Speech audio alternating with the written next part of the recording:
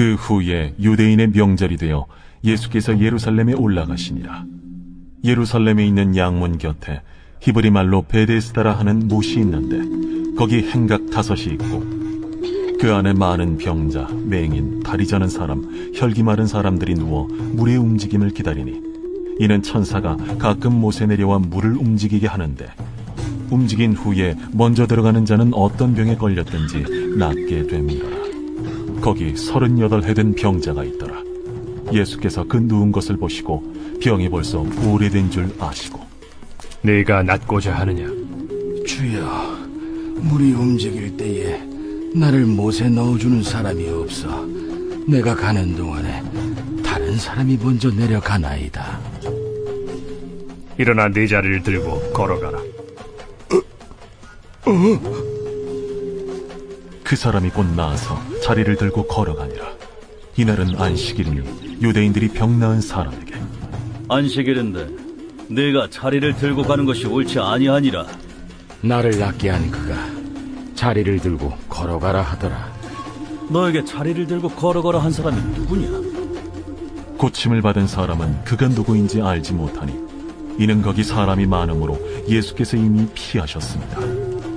그 후에 예수께서 성전에서 그 사람을 만나 이르시되 보라, 네가 나았으니 더 심한 것이 생기지 않게 다시는 죄를 범하지 말라. 그 사람이 유대인들에게 가서 자기를 고친 이는 예수라 하니라. 그러므로 안식일에 이러한 일을 행하신다 하여 유대인들이 예수를 박해하게 된지라. 예수께서 그들에게 이르시되 내 아버지께서 이제까지 일하시니 나도 일한다. 유대인들이 이로 말미암아 더욱 예수를 죽이고자 하니 이는 안식일을 범할 뿐만 아니라 하나님을 자기의 친아버지라 하여 자기를 하나님과 동등으로 삼으심이라. 오늘은 이 본문을 통해서 우리가 치우친다는 게 얼마나 무서운 건지 배우게 되는데요. 자, 오늘 본문을 묵상하기 전에 하나를 말씀드리자면 오늘 본문은 아주 자세히 봐야 뜻이 보이는 참 특이한 본문 중에 하나거든요. 그러면 이 본문을 자세히 봤을 때 이제 뭐가 보이는가? 자, 오늘 말씀 1절을 보시면 예수님이 2차 갈릴리 사역을 끝내시고 어느 명절 때 다시 예루살렘에 가서 절기를 지키십니다.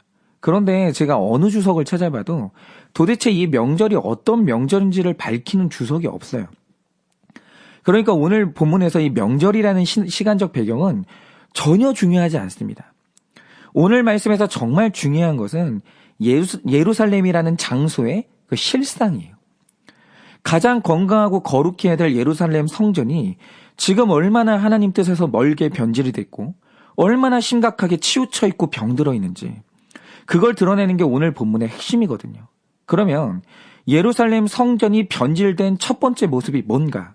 자, 2절을 보시면 예루살렘 안에 이 베데스다라는 연못이 있었는데 그 안에 많은 병자, 그러니까 맹인, 다리 저는 사람, 혈기 마른 사람들이 있었다고 기록하고 있습니다.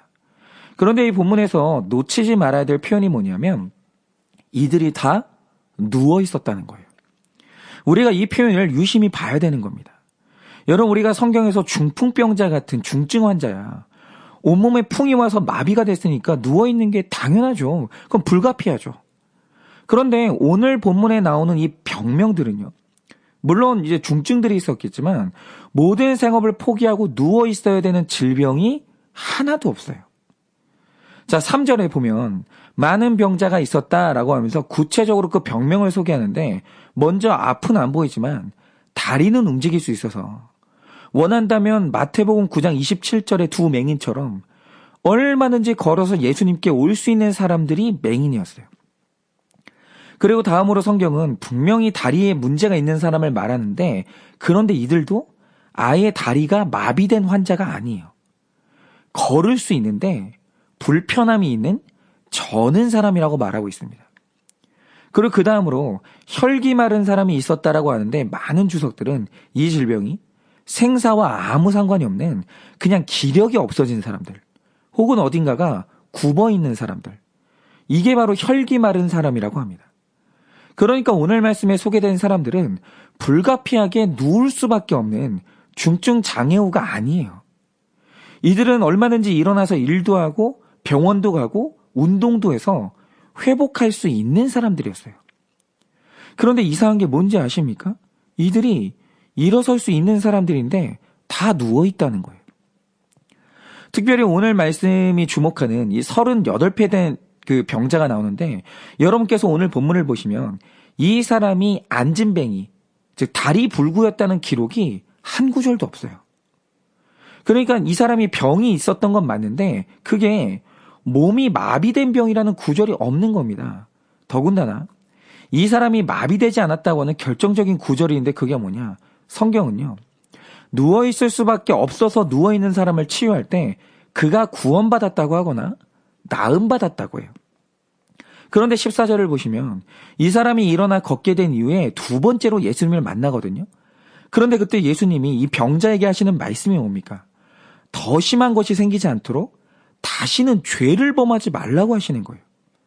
그러니까 지금 이 사람이 병이 들었는데 이 병은 정말 그 병리학적인 질병을 의미하는 게 아니라 죄에 지배당한 상태를 말하는 거예요. 그러니까 지금 성경이 이 병자들에 대해서 말하는 게 뭐냐면 오늘 이들이 아무것도 안 하고 누워있는 현상을 병으로 보는 게 아니라 죄로 보고 있다는 거예요. 그러면 왜 들어 누워있는 이 상태가 죄가 되는가? 한번 잘 보세요. 다시 말씀드리지만 오늘 말씀에 나오는 병자들은 얼마든지 일어나서 걸을 수 있는 사람들이었고 병원에 가거나 운동을 해서 또 예수님께 나와서 병 고침을 시도할 수 있는 사람들이었어요. 그런데 왜 오늘 이들은 아무것도 안 하고 들어 누워 있는가? 그게 3절과 4절에 기록된 미신 때문인데요. 이들이 지금 가만히 누워서 물이 움직이는 것을 기다리고 있거든요.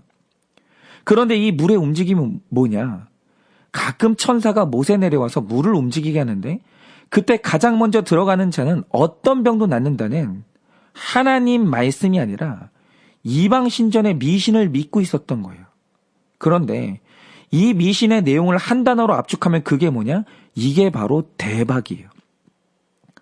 그러니까 이 사람들이 어느 날 한 번에 내 모든 문제를 해결하는 대박이 일어날 줄 믿고 일어날 수 있는 사람이 그 대박만 믿고 다 들어 누워 있는 거예요.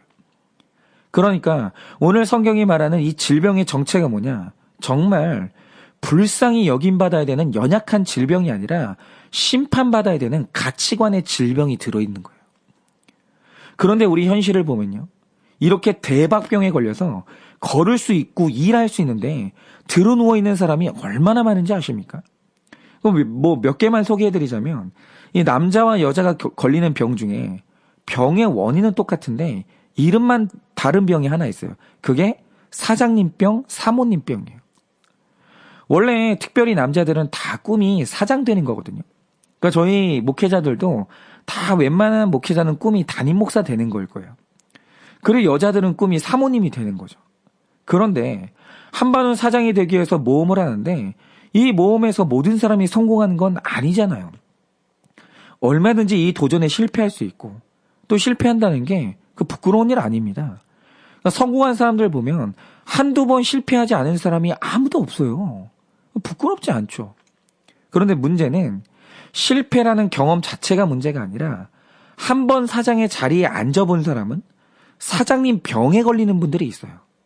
그러니까 이 증상이 뭐냐면 사장이 됐다가 실패했으면 다시 직원의 자리에 내려올 수도 있는 거고, 아니 내가 더 이상 사장이 아니면 김씨, 박씨 이렇게 불릴 수도 있는 거잖아요.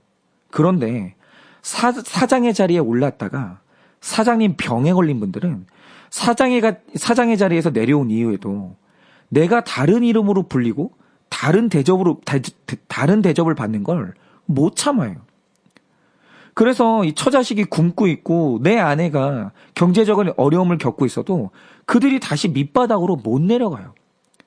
그리고 나서 들어 누워서 굳게 믿는 게 뭐냐면 내가 지금 추진하고 있는 이 아이템이 있는데 천사가 와서 이 아이템만 한번 움직여주면 상황이 한 번에 역전이 되면서 우리 식구 고생이 한 번에 끝난다는 거예요. 그러면서 그 대박의 움직임만 바라보면서 뛸 수 있고 일할 수 있는 사람이 그 자리에 그냥 누워 있는 거예요. 여러분, 그리고 또 이 주식병에 걸린 분들이 있는데 얼마 전에 또 코스피가 사상 최고치를 찍었다면서요. 그러니까 저는 이렇게 생각합니다. 건강한 주식 원칙에 따라서 내 업무를 충실히 하고 그러면서 건강하게 그러니까 몇 프로의 수익을 이제 원하면서 건강하게 투자를 하면 여러분 그걸 누가 뭐라고 합니까? 투자는 건강한 거죠. 그런데 이 주식 병에 걸린 분들은 천사가 내려와서 대박 주식 한 번만 움직여줬을 때 내가 거기 가장 먼저 뛰어들기만 하면 내 인생 역전한다고 하면서 뛸 수 있는데 땀 흘릴 수 있는데 주가만 바라보면서 그냥 들어 누워 있는 거예요. 그런데 여러분 성경에는요. 이 대박이라는 개념이 없거든요. 그런데 놀라운 사실이 뭐냐. 오늘 성경에도 없는 대박 신화가 지금 어디 들어와 있습니까? 예루살렘 성전 한복판에 들어와서 성전 안에 뛰고 걸을 수 있는 모든 사람들이 다 들어 누워 있는 거예요. 여러분 마찬가지로 지금 교회 안에 들어와 있는 잘못된 대박이 뭔지 아십니까? 회개하지 않아도 천국 갈 수 있고 적용하지 않고도 내가 거룩해질 수 있다고 하는 대박 신화가 교회 안에 들어와 있어요. 그런데 이 대박 신화가 뭐냐? 이게 바로 기복 신앙이거든요. 그러니까 우리가 이 드러난 열매로 판단할 수밖에 없는데요. 저도 이제 조심스럽게 제 죄를 보면서 이 정인이 사건을 보고 있습니다. 그러니까 이 사건에서 내가 봐야 되는 내 죄는 뭔가. 그런데 이분들을 이제 가만히 보면 이분들이 자기 스스로를 크리스천이라고 밝혀요. 그리고 이런 관련된 일도 했다고 합니다. 그러니까 이분들은 예루살렘 성전 안에 있는 분들이에요. 그런데 이분들을 보니까 영적으로 완전히 들어 누워 있는 분들이에요. 그러면 이분들이 왜 들어 누워 있습니까? 여러분 생각해 보세요. 이분들이 지금 사랑을 하겠다는 건데 오래 참지 않고 할 수 있는 사랑이 있습니까? 성경 안에 그런 사랑이 있습니까? 여러분 온유하지 않고 할 수 있는 사랑이 있나요? 그리고 마음껏 내 혈기를 내면서 할 수 있는 사랑이 있습니까? 여러분 성경 안에 그런 사랑은 없습니다. 그냥 어느 날 내가 죽는 연습과 결심 없이 아이를 입양하든 낳든지 간에 나한테 아이가 생기면 마음에서 저절로 사랑의 물이 움직이는 여러분 그런 대박은 일어나지 않아요. 어떤 인간에게도. 여러분 아이를 키우시는 부모님들은 다 알잖아요. 내가 자녀를 기르고 사랑한다는 것은 내 인생의 가장 중대한 결심이고 눈물이고 노력이고 희생이에요. 여러분 들어 누워서 내 자녀에게 사랑을 베풀 수 없어요.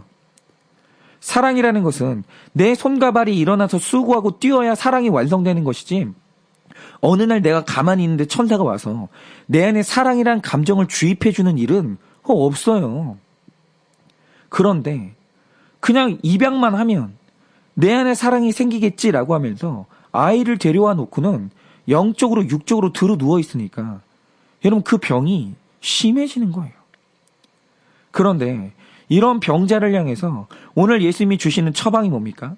네 자리를 일어나 걸으라는 거예요. 그런데 여러분 이 구절을 잘 보셔야 돼요. 이게 지금 표적이 일어났다거나 치유가 됐다는 표현이 전혀 없어요. 이 말 뜻이 뭐냐면 지금 예수님은 애초에 일어날 수 있는 사람에게 너 들어 누워있지 말고 일어나 걸어. 그게 하나님 뜻이야. 이렇게 상식을 말해주신 것이고 잘못된 가치관을 향해서 혼쭐을 내주신 거예요. 여러분 예수님이 오늘 말씀에서 초자연적인 기적을 베푸신 사건이 아니에요. 오늘 예수님이 하신 말씀이 뭐냐?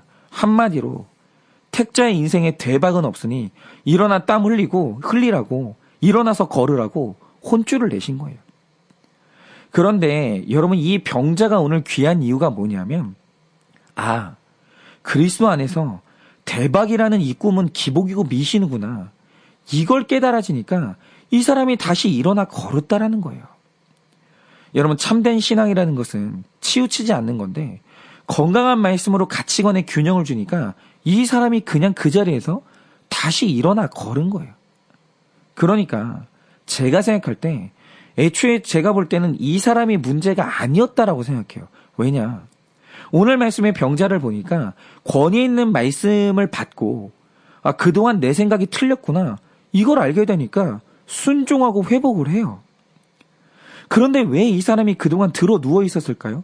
이유는 그동안 이 사람이 열심히 예루살렘 성전 안에 왔는데 그 성전 안에서 기복신앙이 마치 하나님 말씀인 것처럼 잘못 가르친 교사와 지도자가 있었던 거예요. 그 잘못된 가르침 때문에 이 사람이 누워 살았던 건데 오늘 이 사람이 구속사의 말씀을 잘 만나니까, 즉 이 병자가 즉시 일어나 낫고 다시 걷게 되는 거예요. 여러분, 그래서 내가 큐티를 직접 하면서 말씀이신 예수님을 내가 만나야 되는 게 이렇게 중요한 거예요. 여러분, 인간 지도자는요, 실수가 있고 얼마든지 자기 욕심으로 사람을 이끌 수가 있어요. 여러분, 실제로 그런 인간 지도자는 있습니다. 그런데 내가 그런 불안정한 인간에게 전적으로 의지하면서 말씀이신 예수님을 만나지 않으니까, 그러면 우리도 얼마든지 이렇게 될 수가 있다라는 거예요. 그러니 오늘도 구속사의 주인 대신 예수님을 말씀 가운데 만나기만 하면 누구든지 누웠던 자리에서 벌떡 일어나 다시 삶의 현장과 구속사의 건강한 사명으로 나아갈 수 있다라는 거예요. 이렇게 나의 중심 대신 말씀이 아니라 세상에 치우치고 사람에 치우치면 사람이 병들게 되는데요. 그런데 10절 이하를 보면 또 다른 방향의 치우침이 기록되어 있습니다. 그게 뭐냐? 바로 정답을 들이대는 거예요. 자, 10절을 보면 무려 38회 동안 예루살렘 안에 누워 있었던 사람이 일어나 걸었어요. 38년 만에 일어났어요. 그러면 사람이 죽다 살아났으니까 상식적이면 이 현상에 관심이 있어야 되잖아요. 그런데 오늘 유대인들이 38년 만에 처음 걷는 사람을 보면서 하는 말이 뭡니까? 그런데 안식일에 왜 무거운 걸 들고 다니면서 안식일을 왜 범하는데? 이렇게 사람이 일어나 걸었는데 안식일 규칙 이야기만 하는 거예요. 그래서 11절에 병자가 하는 말이 뭡니까? 당신 말이 정답인 건 나도 안다 이거예요. 당신 말이 맞아요. 맞는데 아니 예수님이 나를 38년 만에 일으켜 세우시니까 어쩔 수가 없었다라는 거예요. 그러면서 이럴 수밖에 없었던 정황을 말하는데 그래도 계속 말하는 게 뭐냐? 안식일 규칙을 왜 안 지켰냐고 정답만 계속 들이대는 거예요.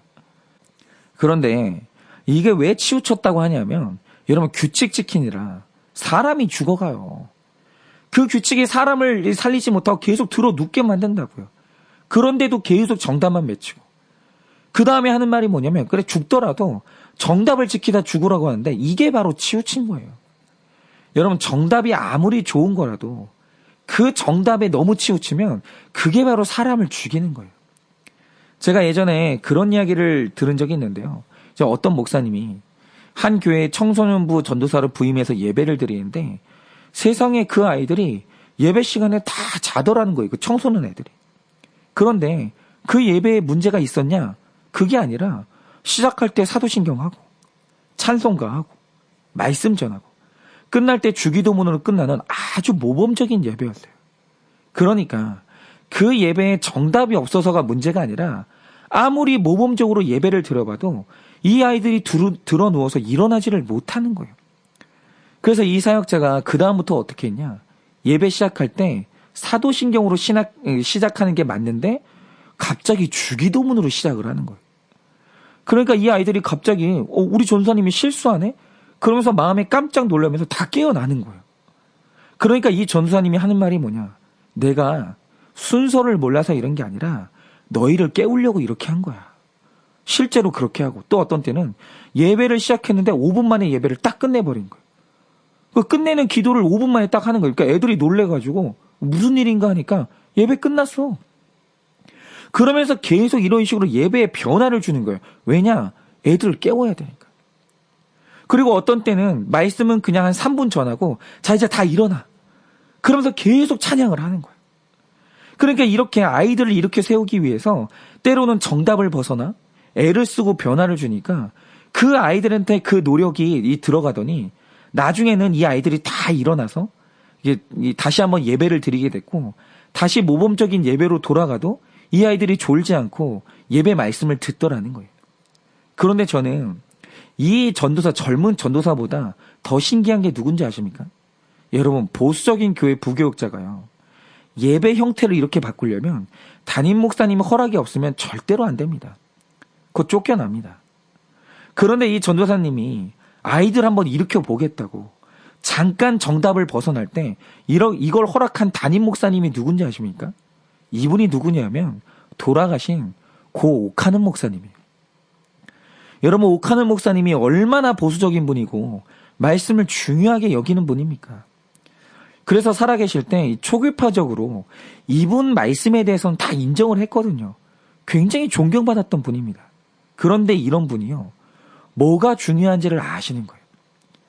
이 부교육자가 지금 전통과 정답을 무시해서 이러는 게 아니라 아이들 일으켜 세우겠다고 잠시 정답에서 벗어나는구나. 그래, 애들이 다 자면서 죽어가는데 이런 때 정답을 지키는 게 무슨 의미가 있겠는가. 그러면서 아이들을 살리려고 이런 변화까지 허락을 하시는 거예요. 여러분, 바로 이게 균형이에요. 죽더라도 정답 지키다가 죽어라. 이거는 구속사가 아닌 거예요. 여러분, 바울도 사람을 구원하기 위해서라면 자기 모양의 헬라인으로 변했다가 야만인도 됐다가 유대인도 됐다가 이러는 거예요. 여러분, 물론 전통은 정말 중요하고 지켜야 됩니다. 그러나 정말 우리의 중심은 뭐냐? 그것은 구원이에요. 여러분, 이 구원을 위해서라면 잠시 우리가 변화를 줄 수도 있는 거예요. 그러니 오늘도 치우침 없이 구원을 위해서 여러분, 내 정답을 버리고 여러 모양으로 소통할 수 있는 사람이 되어서 오늘도 내 삶 가운데 살아나고 일어나는 역사가 일어나길 예수님의 이름으로 축원을 드립니다.